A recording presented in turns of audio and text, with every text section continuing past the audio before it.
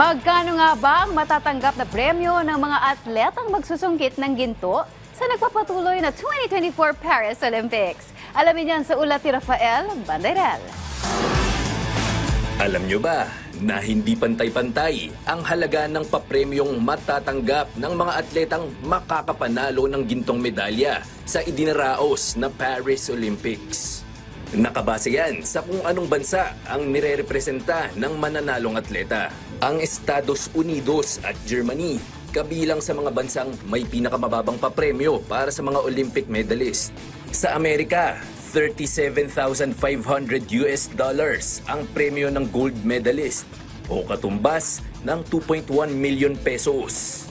Sa Germany naman, $21,900 o katumbas lamang ng 1.3 million pesos. Nakalulula man sa unang tingin, mababa yan kumpara sa incentives na ibibigay ng Taiwan, Singapore at Hong Kong sa kanilang mga atletang makakahablot ng mailap na ginto.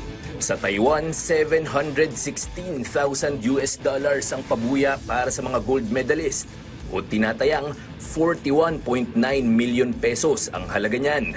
Ang premyo ng Singapore papalo sa $700,037. Ang halaga niyan, 43 million pesos. Pinakabigati naman ang papremyo ng Hong Kong para sa kanilang mga atleta dahil ang cash incentives ng kanilang gold medalist, $768,000 o tumataginting na 45 million pesos. Meron ding mga bansa na simpleng pasasalamat lamang ang pabuya para sa mga atleta sa kadahilanang hindi sila namamahagi ng cash incentives. Kabilang dyan ang Great Britain, New Zealand, Norway at Sweden.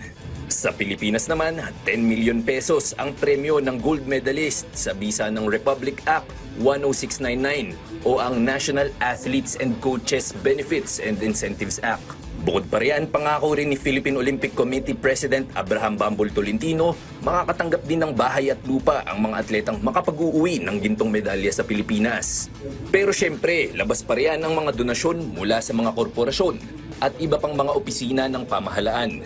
Sa Tokyo Olympics noong 2021, pumalo sa kabuuang 56.5 million pesos, 4 na real estate properties, at panghabang buhay na libreng supply ng gasolina at flights mula sa mga pribadong korporasyon ang natanggap ng kauna-unahang Olympic gold medalist ng bansa na si Heidelin Diaz Naranjo. Sa nagpapatuloy na 2024 Paris Olympics, ang gintong medalya hindi lamang simbolo ng karangalan o paggawa ng kasaysayan. Isa rin itong tulay sa isang mas masaganang buhay para sa ating mga bayaning atleta. Rafael Bandairel para sa Pambansang TV sa Bagong Pilipinas. At yan ang latest sa mundo ng palakasan. Ako si Meg Siozo ng inyong Pambansang TV sa Bagong Pilipinas.